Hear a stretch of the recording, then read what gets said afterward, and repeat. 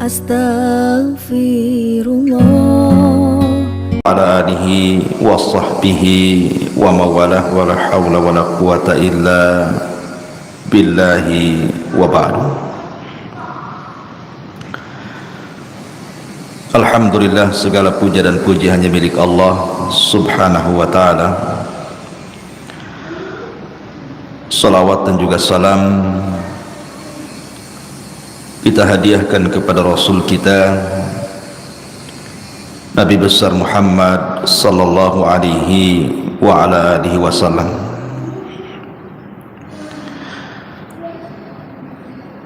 Ma'asyiral muslimat yang dimuliakan Allah subhanahu wa ta'ala, alhamdulillah di pagi menjelang siang ini kembali kita bisa duduk untuk bertalabul ilmi, dan pembahasan di pagi menjelang siang ini kita akan membahas tentang beberapa penyesalan manusia di hari yang tidak ada guna penyesalan itu di hadapan Allah subhanahu wa ta'ala.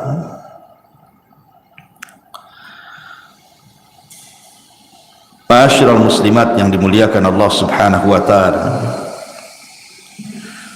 apa saja keinginan-keinginan manusia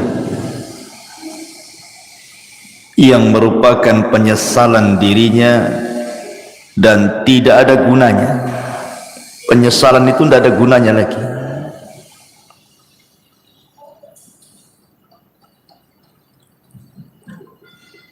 Kalau kita lihat di kehidupan kita ini, kita bertanya kepada orang-orang yang diberikan kekayaan oleh Allah subhanahu wa ta'ala, pasti keinginan mereka itu ingin bertambah kaya lagi. Karena biasanya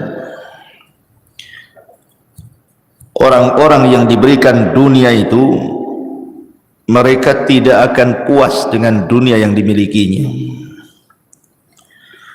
Makanya Anas bin Malik radhiyallahu an mengatakan, menukilkan sabda Nabi sallallahu alaihi wasallam, "Lau anna libni Adam wadiyan min dhahab." Kalau seandainya anak Adam ini memiliki satu lembah semua emas, ahabba ayyakuna lahu wadiyan, pasti dia berkeinginan untuk menambah 2 lembah emas lagi.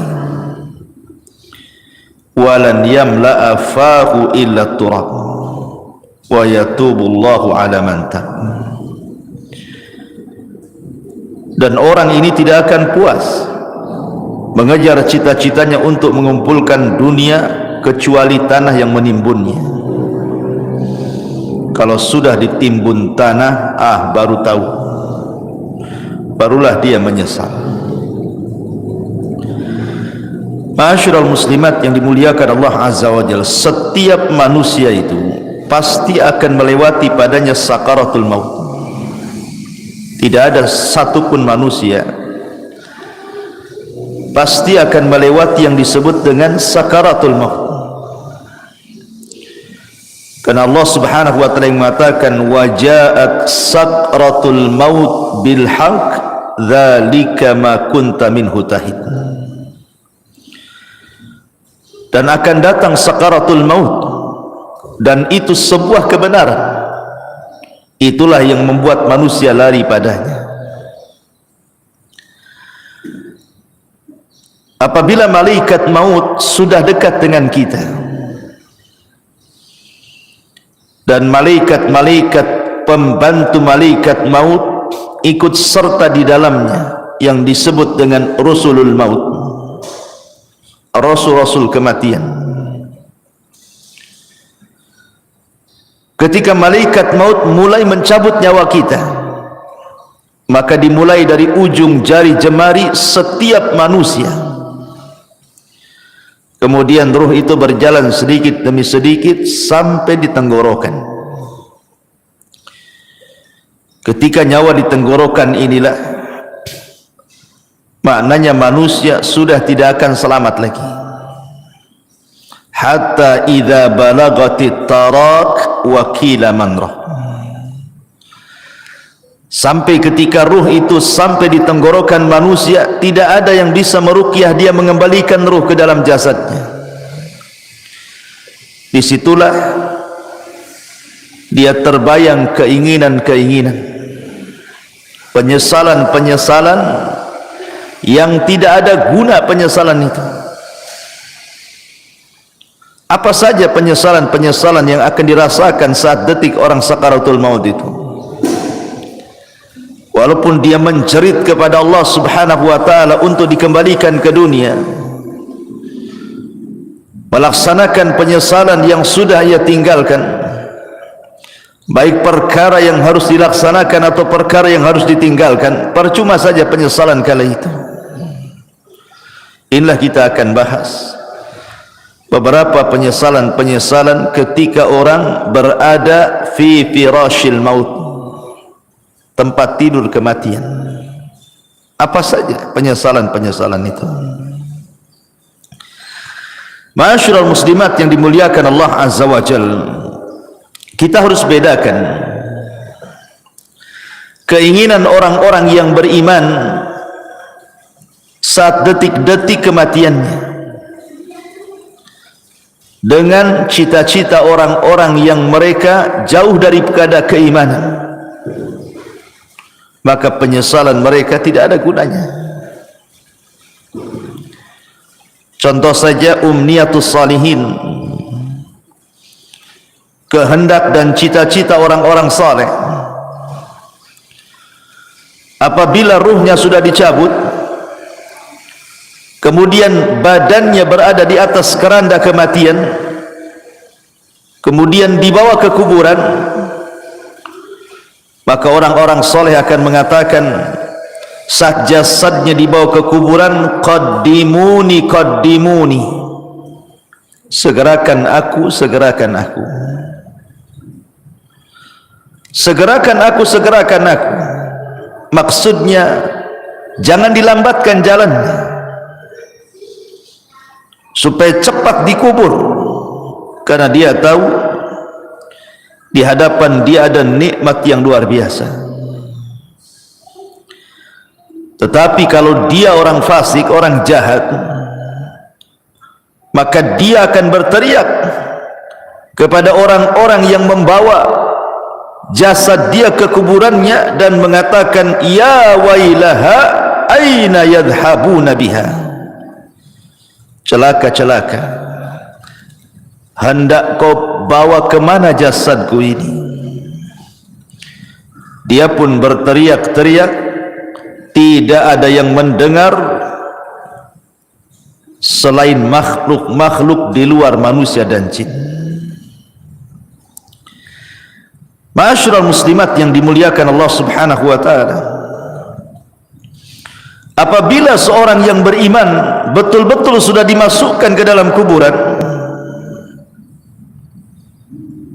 kalau dia meninggal karena mati syahid, maka dia akan meminta kepada Allah Subhanahu wa ta'ala untuk dikembalikan ke dunia. Untuk apa? Untuk berperang kembali dan mati syahid kedua kalinya, dan itu kemuliaan baginya.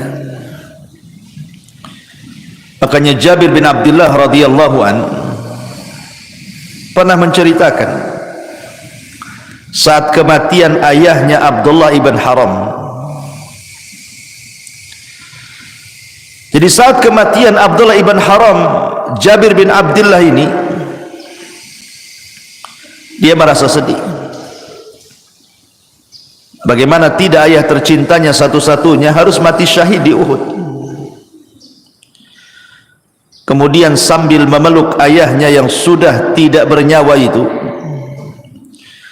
maka Nabi SAW mengatakan, ya Jabir, tabki aw la tabki, wallahi ma kallama Allahu ahadan qat min wara'i hijabin wahiyan abaka fakallamahu kifahan bila turjuman. Jabir, menangis ataupun engkau tidak menangis, sungguh Allah subhanahu wa ta'ala tidak pernah bicara pada siapapun di balik tabirnya secara wahyu kecuali bapakmu. Bapakmu diajak bicara oleh Allah tanpa penerjemah, di mana Allah subhanahu wa ta'ala mengatakan kepada ayahmu, tamanna ya abdi, berangan-anganlah wahai hambaku, bercita-citalah wahai hamba-hambaku. Ya abdi tamanna alayya u'tik, wahai hambaku, mintalah sesuatu kepadaku, aku akan beri.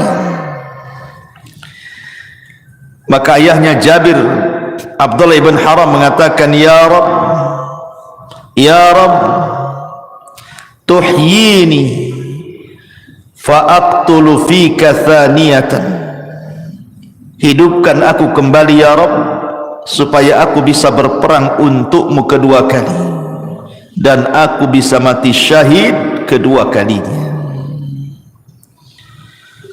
Tapi Allah subhanahu wa ta'ala mengatakan, innahu qad sabaqa minni annahum ilaiha la yarji'un. Tidak mungkin wahai Abdullah, orang yang sudah mati itu hidup lagi. Kemudian Abdullah ibn Haram mengatakan, kalau begitu sampaikan kepada orang-orang yang masih hidup akan posisiku di hadapan. Maka Allah subhanahu wa ta'ala turunkan ayat, wala tahsabannal ladzina qutilu fi sabilillahi amwatan bal ahya inda rabbihim yurzaqun. Jangan kau sangka orang-orang yang mereka mati di jalan Allah, terbunuh dalam jihad, mereka mati. Tidak, mereka hidup. Mereka diberikan rizki di hadapan Allah subhanahu wa ta'ala. Inilah cita-cita orang-orang yang beriman. Walaupun cita-cita ini mustahil dilakukan, mustahil terkabulkan, tapi cita-cita mereka mulia, ingin hidup kembali, ingin berperang karena Allah, dan ingin mati syahid kedua kalinya. Begitulah umniyatus salihin, angan-angan orang-orang yang saleh. Makanya dalam surah Yasin ada satu kisah yang disebut dengan Habibun Najjar. Dalam surah Yasin itu ada kisah yang disebut dengan kisah Habibu An-Najjar. Bagaimana kisahnya Habibun Najjar itu? Jadi suatu hari di sebuah perkampungan di zaman setelah Isa bin Maryam, sebelum diutusnya Nabi SAW, di kampung itu atau daerah itu sangat penuh dengan kezaliman, penuh dengan kesyirikan. Diutuslah oleh Allah subhanahu wa ta'ala dua nabi untuk mendakwahi kampung tadi. Ada yang mengatakan bahwa dua orang ini bukan nabi, tetapi murid-muridnya Isa bin Maryam, untuk mendakwahi daerah tersebut, tapi didustakan oleh kaumnya. Akhirnya Allah subhanahu wa ta'ala mengutus satu lagi untuk menguatkan yang dua orang yang sedang berdakwah itu, tapi didustakan lagi, sampai akhirnya tiga utusan ini hampir dibunuh. Datanglah seorang laki-laki yang bernama Habibun Najjar, yang sudah beriman sebelumnya kepada tiga utusan ini, memperingatkan orang-orang yang menentang tiga utusan itu. Kemudian malah dia jadi sasaran pembunuhan. Niatnya membela para utusan, akhirnya dibunuh oleh orang kampung itu. Ketika dia mati, maka ruhnya diperlihatkan sorga dan kenikmatan-kenikmatan di dalamnya, sampai Allah katakan qila dkhulil jannah, masuklah kau Habibun Najjar ke dalam sorga.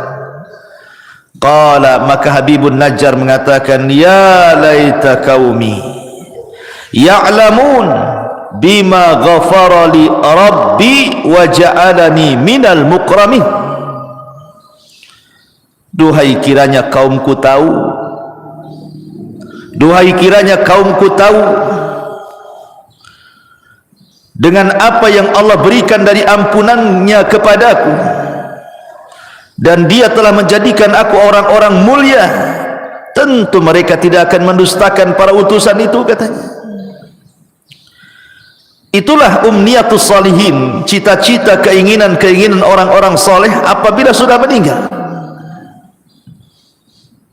Akan tetapi di sana ada yang disebut dengan umniyatut talihin, keinginan, cita-cita, penyesalan dari orang-orang yang tidak memiliki keimanan, orang fasik, orang jahat.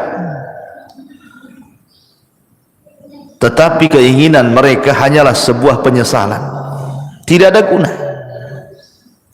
Apa saja itu? Pertama, mereka akan menyesal karena mereka meninggalkan sholat. Orang-orang yang sedang sakaratul maut ataupun orang-orang yang sudah mati, maka mereka akan menyesal kenapa ketika mereka masih sehat, masih hidup normal, mereka meninggalkan sholat. Ini yang akan jadi penyesalan orang-orang yang sedang sakaratul maut itu. Kenapa dulu aku meninggalkan sholat? Sampai-sampai disebutkan dalam hadis Abu Hurairah radhiyallahu an, suatu hari Nabi SAW lewat di sebuah kuburan. Kemudian Nabi bertanya, man sahibu hadal qabri, siapa yang dikubur di sini?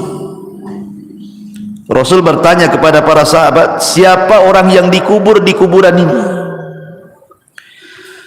Maka para sahabat mengatakan, fulan wa fulan, fulan dan fulan wahai Rasul. Maka Nabi SAW mengatakan, rak'atani ahabbu ila hadha min baqiyati dunyakum, wa fi riwayatin rak'atani khafifatani mimma tahqiruna yaziduha hadha fi amalihi ahabbu ilaihi min baqiyati dunyakum. Kata Nabi, 2 rakaat lebih dicintai orang yang ada di kuburan ini dibandingkan dunia yang kalian miliki. Dalam riwayat, 2 rakaat solat yang ringan yang kalian remehkan, tapi itu bisa menambah amalannya, itu lebih dicintai orang yang dikubur ini dibandingkan seisi dunia yang kalian miliki. Subhanallah. Orang-orang yang dikubur itu, Bu, atau orang-orang yang sedang sakaratul maut itu, mereka dicita-citakan ingin sholat, walaupun hanya 2 rakaat yang ringan, yang mudah dilakukan. Tapi apalah gunanya penyesalan itu? Menyesal dia kenapa tidak sholat, menyesal kenapa dia tidak melakukan 2 rakaat sholat. Tapi apa gunanya penyesalan itu? Tidak ada guna. Tidak ada guna penyesalan itu. Padahal Nabi SAW saat detik-detik wafatnya, apa kata Rasul? As-salatu salat wa ma malakat aimanukum. Jaga solat, jaga solat, dan hamba-hamba sahaya di antara kalian. Bahkan Umar bin Khattab radhiyallahu an, saat detik-detik wafatnya, Umar sampai mengatakan, la hadza fil Islam liman tarakas salat. Tidak ada bagian dalam Islam, kata Umar, bagi orang yang tidak melaksanakan salat. itu di akhir-akhir usia Umar, saat detik wafatnya, dia ingatkan soal salat, persis seperti wasiat Nabi sallallahu alaihi wasallam, as-salatu shalah wa ma malakat aymanukum. Maka sebelum waktu itu akan datang, penyesalan akan diungkapkan. Tapi apalah gunanya penyesalan itu di hadapan Allah? Maka dari sekarang jangan pernah tinggalkan salat, karena ini adalah penyesalan orang-orang sakaratul maut nanti. Tapi heran hari ini kan, Masya Allah ya, orang yang meremehkan salat itu kayaknya biasa-biasa saja, kayak nggak berdosa saja orang tak salat tuh, kayak nyantai gitu deh Bu ya. Kalau kita tanya sama orang yang tidak sholat tuh, kenapa kok tak sholat, katanya, nanti katanya kalau sudah dapat hidayah, katanya. Ngomongnya enak saja kayak gitu juga. Bukankah engkau seorang muslim, kenapa kau tidak sholat, katanya. Entah kenapa saya malah sholat, katanya. Kayaknya bukan beban bagi dia gitu ya. Padahal orang yang meninggalkan sholat itu bisa kafir tuh. Kata Nabi sallallahu alaihi wasallam, al-ahdu bainana wa bainakumus salat faman tarakaha faqad kafar. Perbedaan kita loh dengan orang kafir itu salat. Kalau dia meninggalkan salat berarti apa bedanya dengan kafir? Makanya Rasul mengatakan faman tarakaha faqad kafar. Siapa yang meninggalkan bisa kufur dia. Maka Bu, nasihati kalau ada keluarga yang tidak salat, ajarkan salat. Suruh mereka sholat. Jangan sampai datang waktu di mana dia ingin sholat, tapi keinginannya hanya menjadi penyesalan bagi dia karena tidak ada guna. Nyawa sudah di tenggorokan, itu sudah nggak ada guna lagi taubat. Innallaha yaqbalu taubata abdin ma lam yugharghir. Sungguhnya Allah subhanahu wa ta'ala itu hanya menerima taubatnya seorang hamba sebelum nyawa di kerongkongan. Ini yang pertama. Penyesalan yang kedua, as-sadaqah, sedekah. Allah subhanahu wa ta'ala mengatakan dalam surah Al-Munafikun ayat 100, ayat 10 sampai 11, wa anfiqu mimma razaqnakum min qabli an ya'tiya ahadakumul maut fayaqula rabbi laula akhartani ila ajalin qarib fa asaddaqa wa akum minas salihin walan yuakhirallahu nafsan idza jaa ajaluha wallahu khabirum bima ta'malun.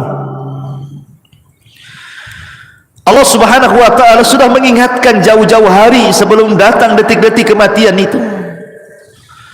Infak, perbanyak sedekah dari rizki yang kami rizkikan kepada kalian sebelum datang satu hari kematian akan menjemput kalian. Dan kalian mengatakan, Rabbi ya Rabb, laula akhartani ila ajalin qarib. Kalaulah engkau hidupkan aku sesaat,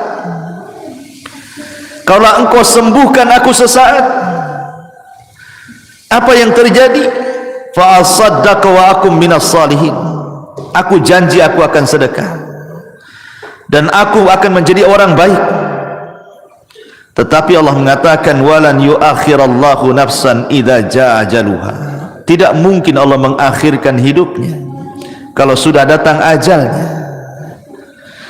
Tidak mungkin Allah mengakhirkan hidupnya, mengembalikan nyawa yang sudah ditenggorokan dikembalikan kepada badannya kalau sudah ditetapkan hari itu dia harus mati. La yastakhiruna sa'ata wa la yastaqdimun. Kalau kematian itu datang tidak mungkin diakhirkan, tidak mungkin dimajukan pas waktunya. Disitulah penyesalan datang. Ketika nyawa ditenggorokan, mulailah dia terpikir, teringat dengan harta yang selama ini dikumpul-kumpulkannya. Harta itu bukan harta kita, Bu. Harta itu harta Allah.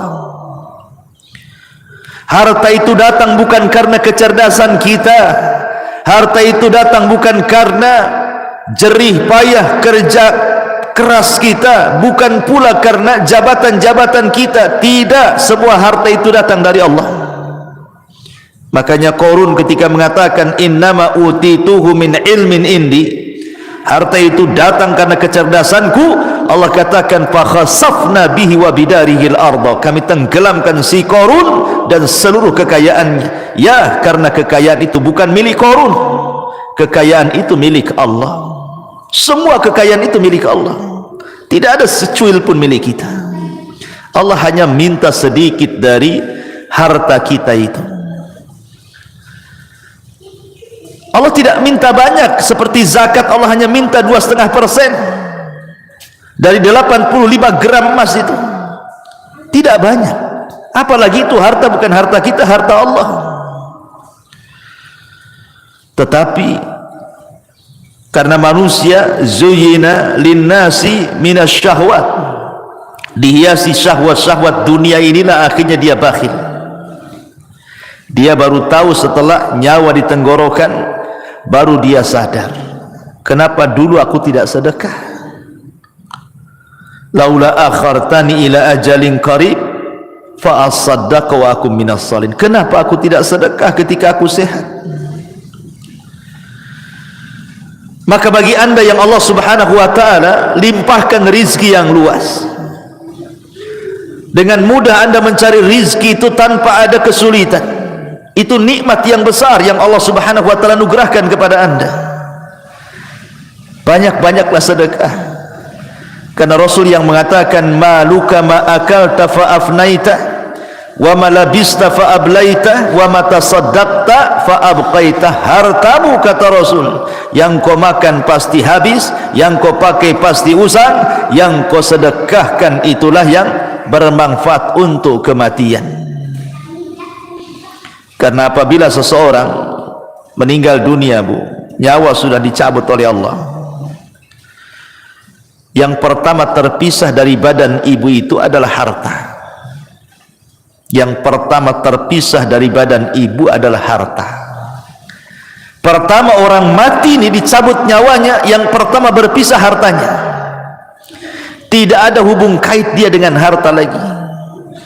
Bahkan sekaya apapun orang yang meninggal itu, tetap saja sama keluarganya dibelikan kain kafan yang harganya murah.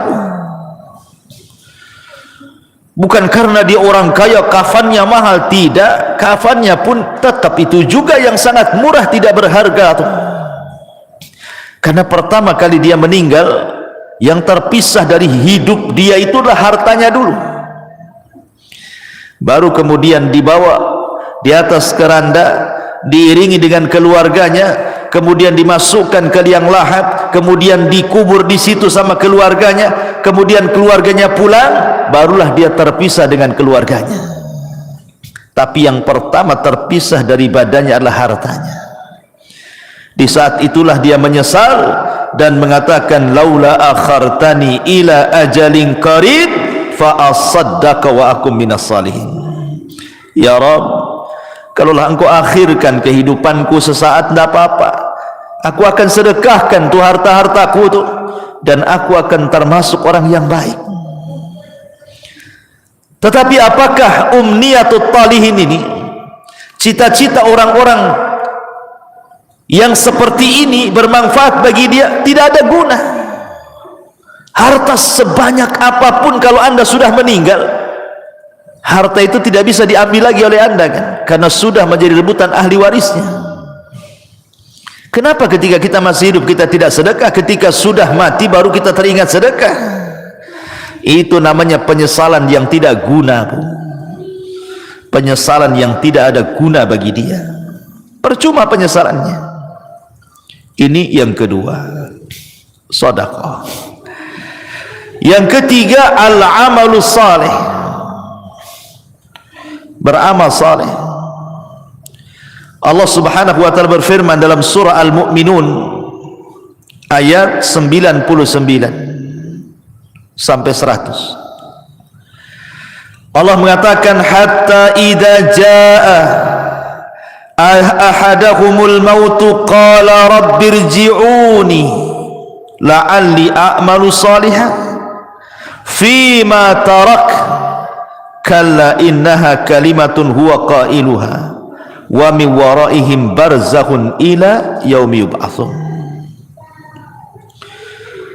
hatta idza ja'adahumul maut, apabila kematian datang kepada salah seorang di antara mereka, qala, dia pun mengatakan, rabbirji'uni, ya Allah, kembalikan aku ke dunia walaupun sesaat, la'alli a'malu salihan, agar aku bisa beramal saleh, fima tarak, terhadap apa yang kutinggalkan selama aku masih hidup. Jadi orang-orang ini, Bu, apabila nyawa ditenggorokan, apabila nyawa sudah ditenggorokan, sudah tidak mungkin diselamatkan, tidak mungkin lagi hidup lagi orang ini, maka dia akan menjerit-jerit dan mengatakan, rabbirji'uni, rabbirji'uni, ya Allah, kembalikan aku ya Allah. Untuk apa? La'alli a'malu salihan, agar aku bisa beramal saleh, agar aku bisa beramal saleh. Fima tarak, dulu aku tinggalkan itu.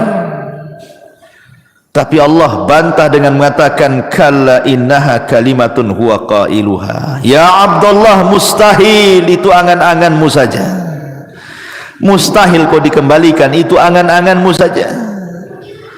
Wa min waraihim barzakhun ila yaumi yub'atsun, karena antara dirimu dan dunia itu ada dinding pemisah yang disebut dengan barzah, mustahil kau kembali ke dunia.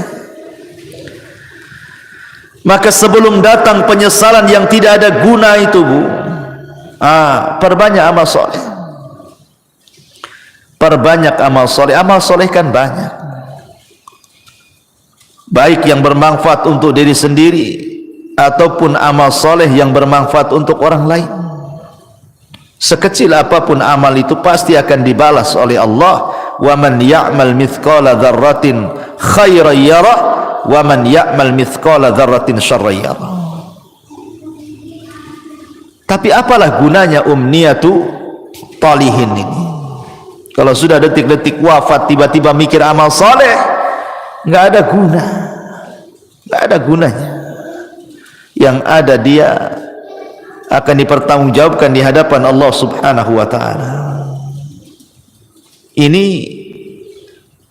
yang ketiga. Yang keempat,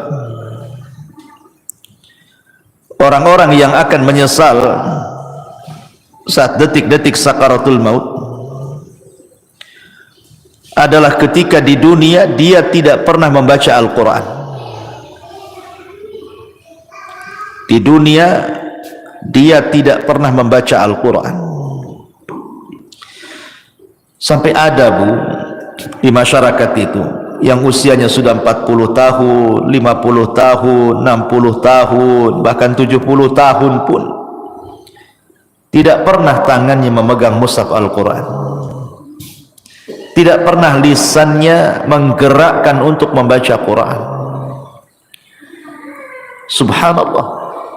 Di masyarakat itu ada, dia muslim KTP-nya, tapi sama Quran itu tidak pernah baca. Apalagi ketika Allah memberikan fitnah kepada kita berupa handphone ini, dia bisa loh mengikuti berita politik, berseri, hari ini apa beritanya, besok apa beritanya, lusa apa beritanya, terus diikuti itu. Orang berkasus disidangkan di pengadilan, kita tidak ada hubungan kerabat dengan dia, Bu, diikuti kasusnya.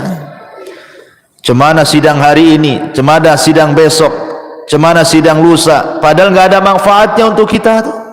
Ibu bukan saudara dia, dia pun bukan saudara ibu. Sibuklah ibu cerita tentang persidangan dia, disibukkan hari-hari. Belum lagi yang nonton kuliner tuh, diikutilah itu, apa nih hari ini dia masak apa nih, besok masak apa, lusa masak apa gitu. Atau artis tertentu yang suka mamer-mamerkan kekayaan itu, Bu, diikutilah blognya itu, jadi subscribe-nya lagi, langganan dia. Wah, ini baru ngupload nih si artis ini. Apalah gunanya ibu dengan artis itu? Nggak ada guna kan? Manfaatnya apa? Dia yang kaya, ibu yang nelan ludah yang nengok di handphone itu kan, nggak ada guna tuh. Ngapain ngikut-ngikut kayak gitu itu? Coba kalau nggak ditonton artis itu, bangkrut juga dia. Jangan ditonton, nggak akan dia dapat duit juga. Karena itu sama kan, kalau kita nonton kan habis pulsa kita, itu sama kita ngasih uang sama orang kaya itu. Ibu sudah miskin, artis ini kaya, nonton program dia, uang kita habis di pulsa, dia pula dapat duit. Akalnya di mana coba? Hilang akalnya orang tuh. Hari-hari kok bisa dia ngikutin tuh ya? Padahal yang ditontonkan kepada kita itu tidak ada guna dunia akhirat tuh. Tidak menambah kekayaan kita, ya tidak menambah pahala kita. Yang ditonton dia sedang pamer-pamer rumah, pamer-pamer kendaraan, pamer-pamer jalan-jalan, pamer-pamer anaknya, pamer-pamer istrinya, suaminya. Na'udzubillah, thumma na'udzubillah. Ittaqillah, bertakwa kepada Allah, bertakwa, takut kepada Allah. Masih ada program yang manfaat di handphone itu. Bisa kita dengarkan mengaji, murotal, ustadz-ustadz ceramah. Adalah manfaat itu. Kalaulah tidak manfaat dunia, manfaatlah untuk akhirat. Ya. Sekarang tidak ada alasan orang tidak mengaji itu, karena sekarang handphone sudah di tangan masalahnya, dan aplikasi Quran ada di dalamnya. Kalau dulu orang nenteng-nenteng mushaf itu mungkin malu. Kalau nenteng mushaf kemudian ibu ya sambil ke arisan bawa mushaf gitu ya, mushaf gede itu bukan, pasti kata orang arisan, ibu ini salah tempat, musola sebelah sana Bu katanya. Lah kok bilang musola sebelah sana katanya? Karena ibu nenteng mushaf, disangkanya mau yasinan. Tapi kalau sekarang ini kan nenteng-nenteng handphone ini nggak ada orang malu. Justru kalau nggak punya handphone malu pula dia. Lalu apa alasan kita nanti di hadapan Allah kalau Allah bertanya, kenapa ibu tak baca Quran? Kemudian ibu jawab bagaimana? Mushafnya di masjid ya Rabb katanya. Mushafnya ketinggalan di rumah. Lah itu mushaf ada di tangan loh sekarang. Karena setiap handphone itu ada aplikasi Quran, tidak ada alasan untuk tidak baca Quran. Dan itu akan ditanya di hadapan Allah Subhanahu wa taala. Wa qala ar-rasul ya rabbi inna qaumi ittakhidhu hadzal qur'ana mahjura. Wa qala ar-rasul, akan berkata Rasul kelak pada hari kiamat di hadapan Allah melaporkan akan umatnya, Rabbi inna qaumi ya Rabb, sesungguhnya kaumku ittakhadhu hadzal qur'ana mahjura. Sepeninggalku mereka sedikit demi sedikit meninggalkan Al-Quran, meninggalkan untuk memegangnya, meninggalkan untuk membacanya, meninggalkan untuk merenungkannya, meninggalkan untuk mempelajari tafsirnya, meninggalkan untuk mengamalkannya, bahkan melanggar isi-isinya. Mahjur. Ini akan datang suatu hari penyesalan, Bu.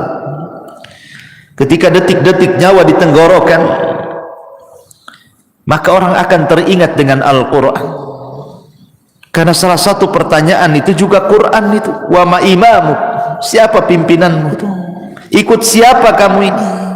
Jawabannya Quran. Jangan sampai detik-detik penyesalan itu datang dan tidak ada guna. Saat ruh sudah di tenggorokan, tiba-tiba kita berpikir dengan Quran, apa gunanya lagi? Anda sudah tidak bisa baca Quran, Anda saja dibacakan Quran. Orang yang detik-detik wafat itu kan sibuk tuh orang-orang baca Quran. Anda saja ditalkinkan tidak bisa ngomong, macam mana mau baca Quran? Apa nunggu kita tidak bisa menyebut kalimat kecuali la ilaha illallah baru terpikir ingin baca Quran? La ilaha illallah. Jangan. Ini akan jadi penyesalan yang tidak ada guna nanti. Dari sekarang kalau ada waktu baca Quran, baca Quran. Ya. Ma'asyiral muslimat yang dimuliakan Allah Subhanahu wa taala. Kemudian yang berikutnya, penyesalan yang akan datang adalah dia akan menyesal kenapa di dunia dia tidak berkawan dengan kawan-kawan yang saleh. Karena di dunia ini kan orang terkadang menghabiskan waktu dengan kawan-kawan yang tidak ada manfaat untuk akhirat. Kita lihat para pengusaha, orang-orang kaya itu, ya kawannya sesama pengusaha kan. Kalau orang miskin ya sama orang miskin lah kawannya kan. Pengusaha tak mau juga berkawan sama ibu pula. Ya. Biasanya kan begitu kan, kawan itu kan seprofesi itu, pamanya olahraga lah kan itu. Kalau pemain bola ya pasti berkawan dengan pemain bola. Nah mungkin lah pemain bola berkawan dengan bulu tangkis, gak nyambung tuh. Lah terkadang, subhanallah, kadang-kadang ya kita tidak hendak membicarakan lain-lain, ini hanya sekedar nasihat saja ya. Kadang ada orang tuh bergelut dengan dunia olahraga, anggaplah dia mungkin timnas gitu ya, hari-hari main bola saja tuh, pagi latihan bola, siang latihan bola, sore latihan bola, kawannya dengan orang-orang bola itu saja tuh, besoknya gitu lagi, besoknya gitu lagi. Terkadang di antara mereka ada yang meninggalkan sholat, bahkan tidak sholat, bahkan mungkin kawannya orang kafir yang jelas-jelas kafir kan gitu. Olahraga itu tidak diharamkan, bahkan boleh jadi itu sebuah hal yang dianjurkan untuk kesehatan. Tapi kalau itu menjadi tujuan hidup, 1 hari, 2 hari, 1 bulan, 2 bulan, 1 tahun, 3 tahun, sampai habis waktunya hanya untuk memikirkan bola saja, ini akan jadi penyesalan. Akan jadi penyesalan. Orang-orang kaya yang berbisnis hanya hubungannya dengan orang kaya saja, setiap ketemu bicara bisnis, setiap nelpon bicara bisnis, pokoknya di otaknya bisnis, bisnis, bisnis, bisnis. Tidak ada diluangkan waktu untuk ibadah, itu tidak ada. Dari mulai dia muda sampai dia tua, itu aja kawannya. Tidak mau dia berkawan dengan orang soleh, dengan ustaz, dengan kiai, dengan ajengan, dengan teman-teman yang rajin ke masjid. Tidak ada. Hanya disibukkan, dilalaikan dengan dunia saja. Atau hari ini mungkin kawannya handphone lah, seperti yang saya sudah contohkan tadi, disibukkan dengan nengok blog artis, terus itu aja ditonton, sibuk komen-komen sana sini. Ini akan jadi penyesalan Bu pada hari kiamat. Bahkan dia akan meminta kepada Allah Subhanahu wa taala, di mana penyesalannya akan dikemukakan di hadapan Allah, sebagaimana Allah katakan dalam surah Al-Furqan 27, wa yauma ya'addu dhalimu ala yadayhi yaqulu ya laitani ittakhadtu ma'ar rasuli sabila ya wailata laitani lam attakhid fulanan khalila. Pada hari di mana orang zalim menggigit jarinya dan mengatakan, duhai celaka, kenapa ketika aku masih sehat di dunia aku tidak mengambil Rasul sebagai kawan?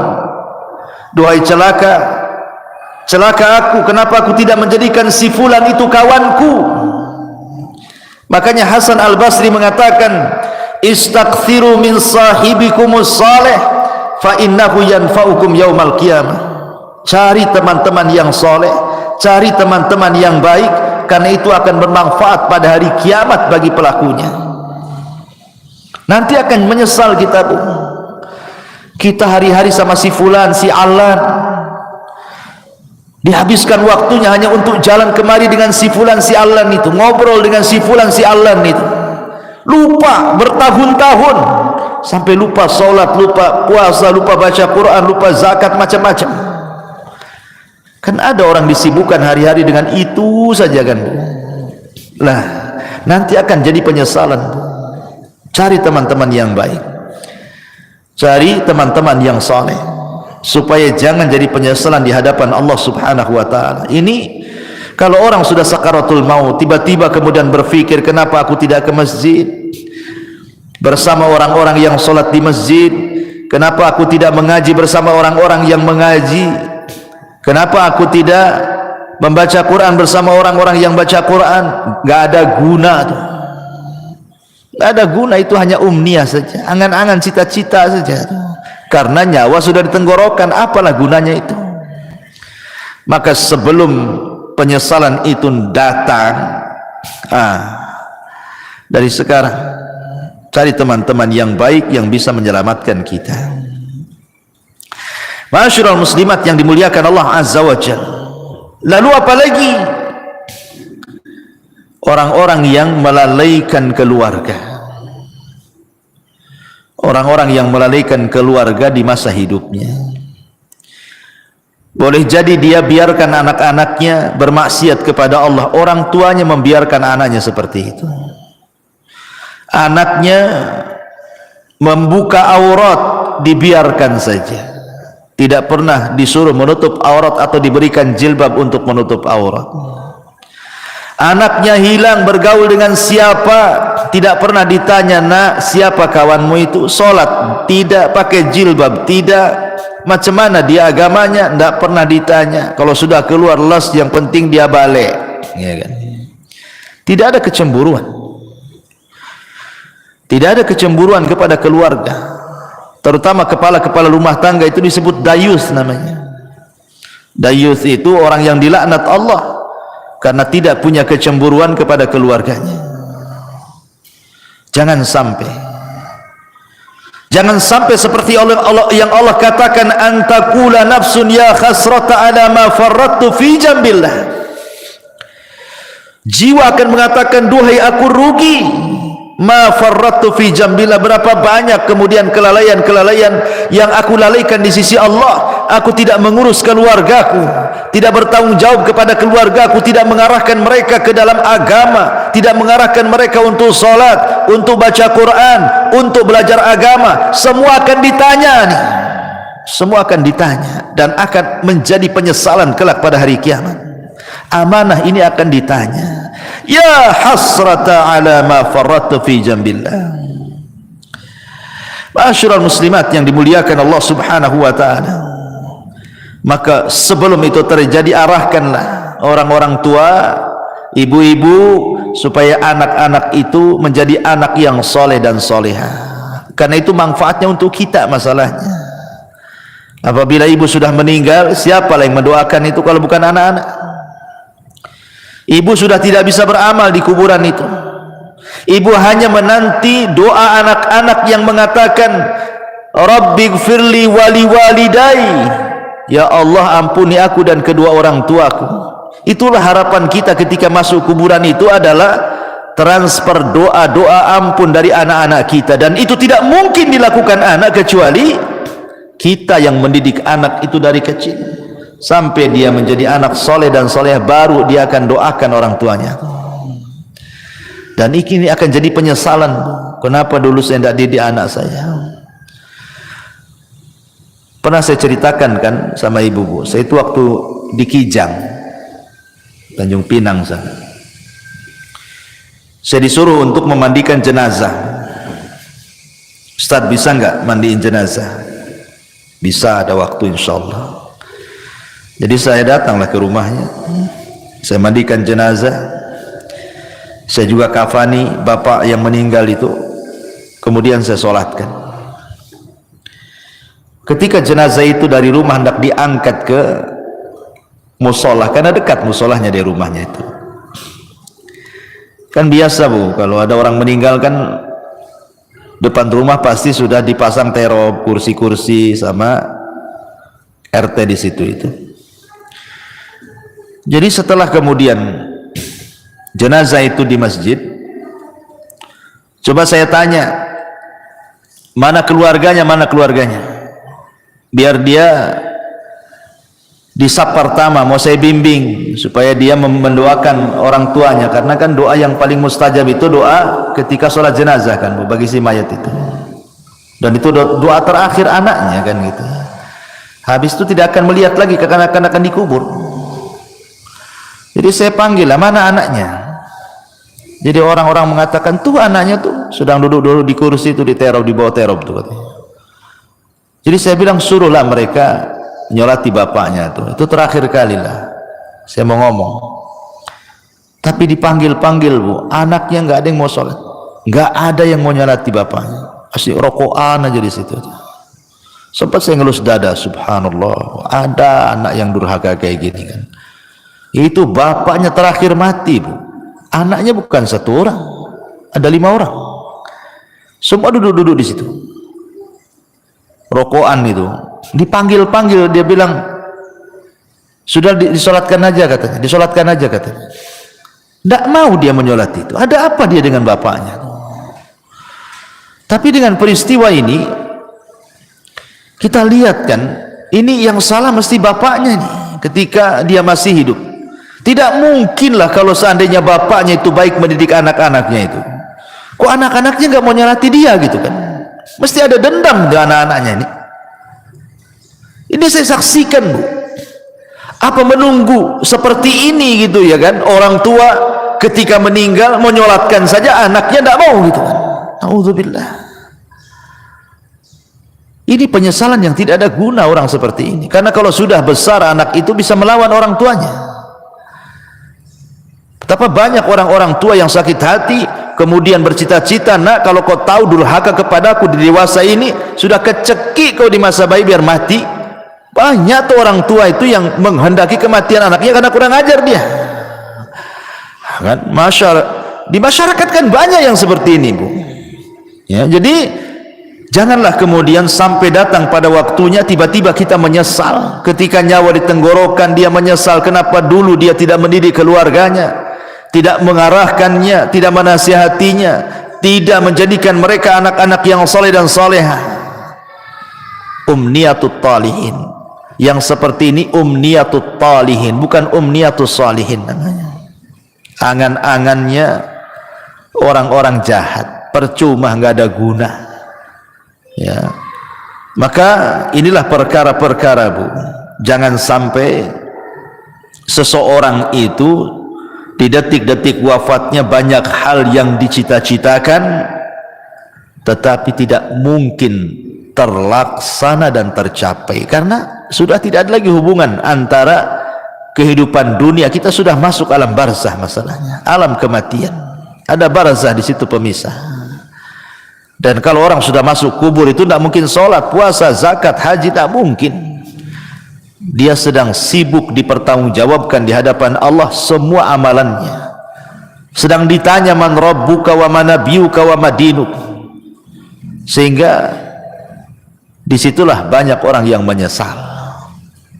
Wallahu a'lam bishawab. Inilah perkara-perkara yang akan menjadi bahan penyesalan bagi orang-orang saat detik-detik wafat ataupun setelah kematian. Wallahu a'lam. Mudah-mudahan yang sedikit ini ada manfaatnya Bu. Nah, silakan kalau ada yang mau bertanya, tafadhal. Iya.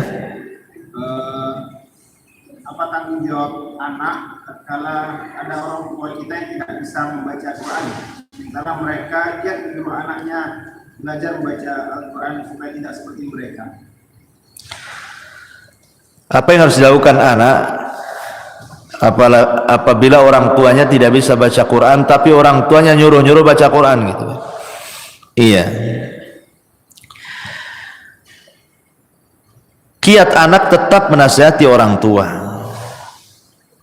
Orang tua tetap harus baca Quran. Setua apapun ibu, tetap harus baca Quran. Baca Quran itu tidak terbatasi waktu dan usia.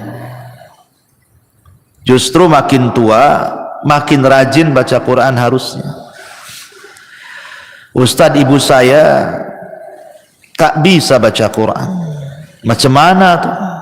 Tapi dia nyuruh-nyuruh saya untuk belajar Quran. Ambil positifnya.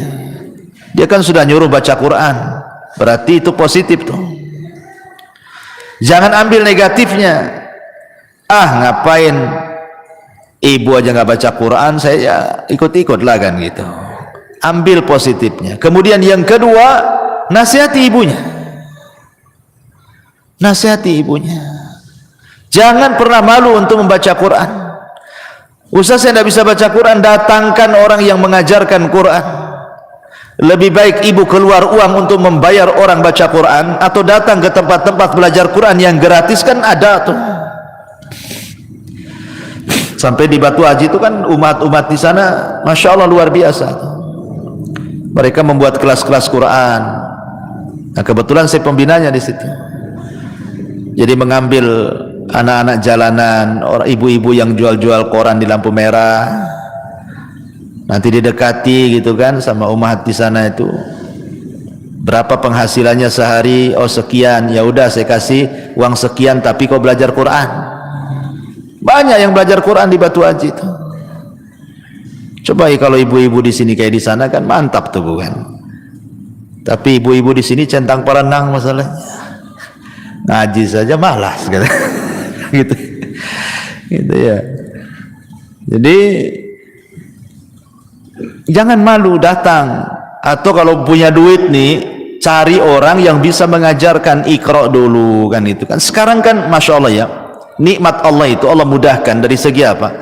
Banyak penemuan-penemuan, metode-metode yang dulu baca Quran itu jadi momok orang itu, susah untuk bisa baca Quran. Zaman saya kecil mungkin ibu ngalami lah, kita kalau belajar Quran itu pakai turutan kan bu ya kan, pakai turutan juz amma tuh, lama 2-3 tahun tuh nggak bisa baca Quran tuh, masih susah gitu mau nyebut itu ya, mau tajwidnya apalagi itu susah, nggak lancar itu 2-3 tahun itu. Tapi sekarang lo ada metode ditemukan 24 jam dia bisa mampu untuk mengenal huruf-huruf hijaiyah. Ditemukan metode tuh, metode 3 hari bisa baca Quran, metode 10 hari bisa baca Quran. Allah mudahkan loh semuanya dengan ditemukan metode-metode mudah. Nah sekarang sudah ditemukan metode-metode mudah, kok tidak mau belajar Quran?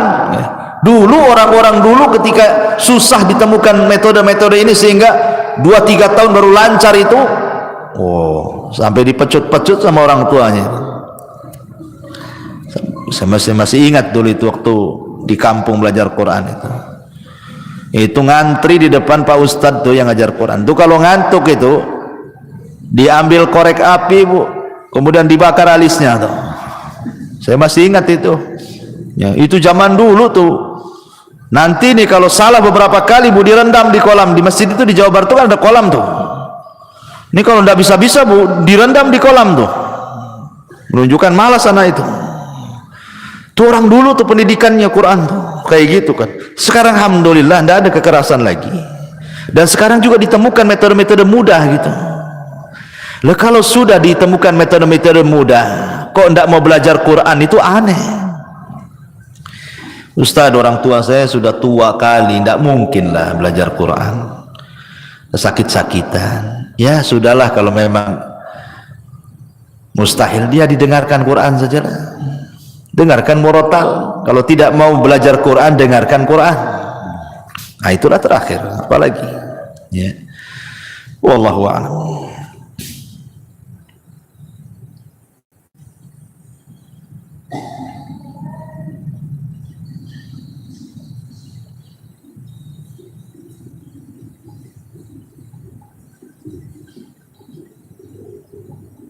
Lagi Bu.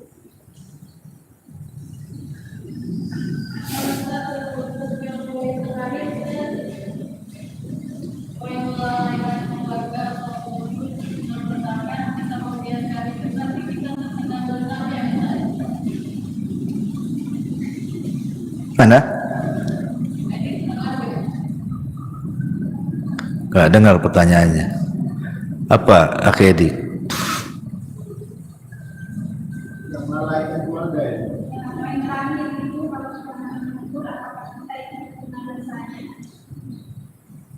Yang melalaikan keluarga semasa hidup tatkala kita tidak menegur, apakah kita terkena dosanya? Oh iya, alhamdulillah. Ya kalau seandainya kita bagian daripada keluarga tersebut, ya kita harus menegurnya. Kita harus menegurnya, jangan melalaikan. Kalau kita bagian daripada keluarga tersebut, itu dalam rangka tanasuh wa tawassaw bil haqqi wa tawassaw bis sabri namanya. Saling tanasuh dengan kebenaran. Tegur. Umpamanya ibu nih, ya suaminya cuek-cuek saja gitu kan, ibu pula yang berinisiatif ngomong, tolonglah bang, abang ini kepala keluarga, ya arahkanlah anak itu. Saya sudah coba juga ngarahkan anak, tak bisa-bisa gitu kan. Kerja saling mengingatkan, kan memang harus begitu, tanasuh saling mengingatkan. Kadang ada waktu-waktunya lalai, waktu-waktunya lupa, ya harus diingatkan. Atau umpamanya ibu mengingatkan keluarga saudara, umpamanya ibu punya adik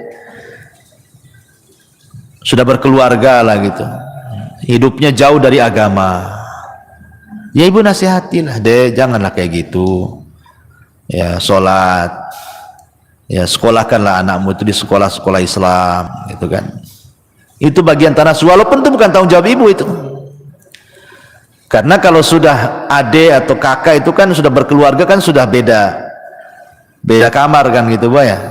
Ya, tetapi kan dalam rangka tanasuh ya tidak apa-apa, kita sampaikan saja kepada keluarga. Itu dalam rangka dakwah kepada keluarga, ku anfusakum wa ahlikum nar. Jaga diri kalian dan keluarga kalian dari api neraka. Ya tidak apa-apa, terus diingatkan saja. Wallahu a'lam. Taib, saya kira cukup. Dah 11:30. Subhanakal bihamdika asyhadu an la ilaha illa anta astaghfiruka wa atubu ilaik. Allahu ta'ala. Assalamualaikum warahmatullahi wabarakatuh.